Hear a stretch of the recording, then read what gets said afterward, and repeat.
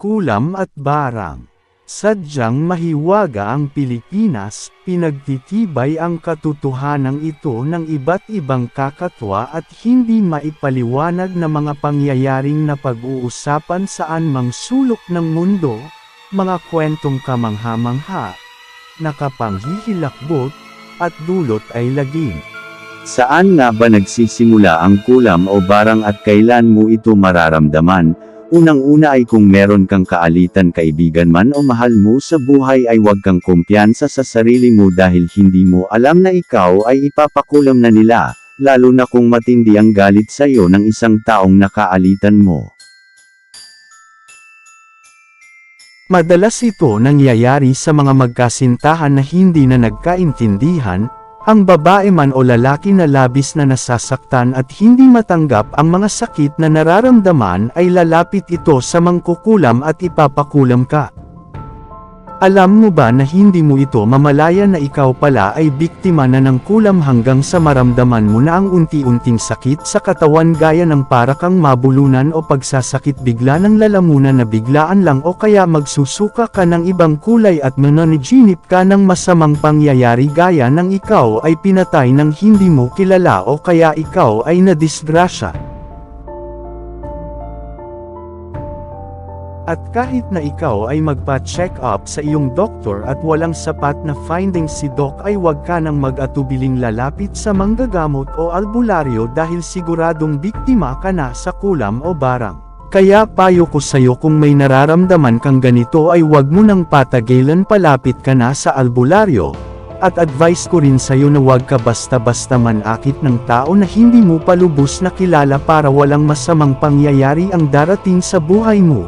Pero ang mas mabisang gamot sa lahat ng sakit o anumang masamang bagay ay walang iba kundi ang Panginoong Hesukristo lamang. Ang seryoso na pagdadasal, ang mambabarang at mangkukulam ay magkasing kahulugan sa mga nagsasagawa ng kulto ng relihiyon na matatagpuan sa mga taong itim sa Haiti na kinapapalubon ng kulam at mahika at mga ritual ng pakikipag-ugnayan sa mga patay at mga anito. Hindi na nangangailangan pa ng kahit na anong gamit mula sa nais niyang maging biktima ang isang mambabarang. Tandaan lamang niya ang mukha at pangalan ng tao at maaari na niyang ipalasap dito ang lupit ng kanyang paghihiganti. Ang mangkukulam ay may binibigkas na mahika at tinutusok ang katawan ng manikang pangkulam kung saang bahagi man ng katawan niya ibig na masaktan ang kanyang biktima.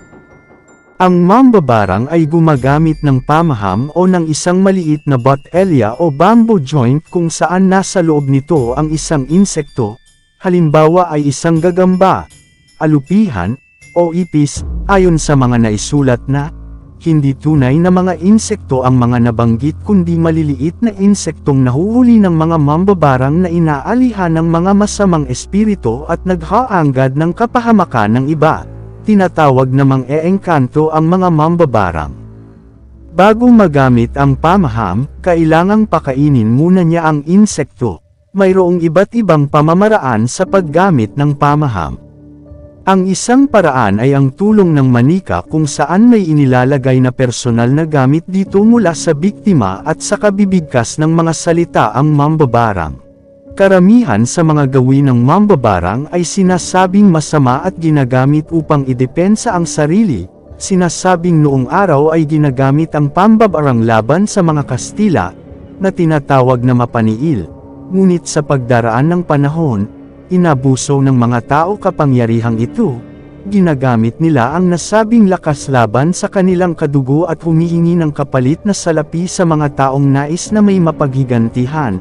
Ayon pa rin sa mga naisulat, ginagamit ang kapangyarihan ng pambabarang upang magdulot ng pagkakasakit, pagdurusa at kamatayan sa mga kalaban ng kanilang mga kliyente. Tinatayang umabot mula sa halagang 6,000 hanggang 30,000 bilang kabayaran sa lakas ng isang mambabarang upang makapaghiganti sa mga kadahilanang gaya ng pagnanakaw, paglalaban sa usapin tungkol sa lupa, pakikiapid.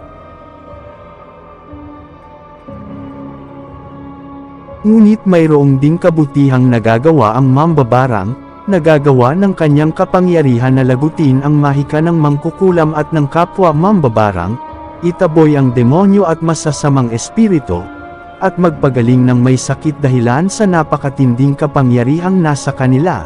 Nagagawa rin nila na agawing malusog ang kabukiran o kaya gawin itong tuyot, palabasin ang kulog at pahintuan ito at magbigay buhay sa iba pang misteryo.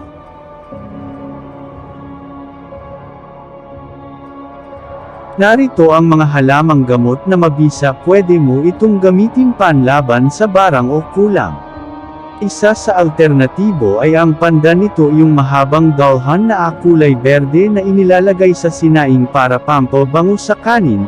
Nakakasulasok ang amoy nito para sa mangkukulam o mambabarang, pantaboy rin ito sa mga negatibong enerhiya at bad spirit, at ito ang pangalawang panlaban sa mambabarang. Ang lubigan ay isa pang uri ng halaman na pangontra sa kulam. Make it clean first tapos ilagay ito sa kaldero at pakuluan. Katamtaman lamang ang tubig na ilagay pagkatapos pakuluan ay inumin mo ang isang baso nito at ang natira nito ay pwede mong ipaligo. Gawin mo ito palagi hanggang ikaw ay gagaling na. Ngayon kaibigan, ano ang masasabi mo tungkol sa topic nating ito? Kung ikaw ay may katanungan o may karamdaman na gaya nito at kainahinala ay magkomento ka na sa ibaba ng comment section at iyan ay bababasahin ko kaibigan. Maraming salamat at God bless us all.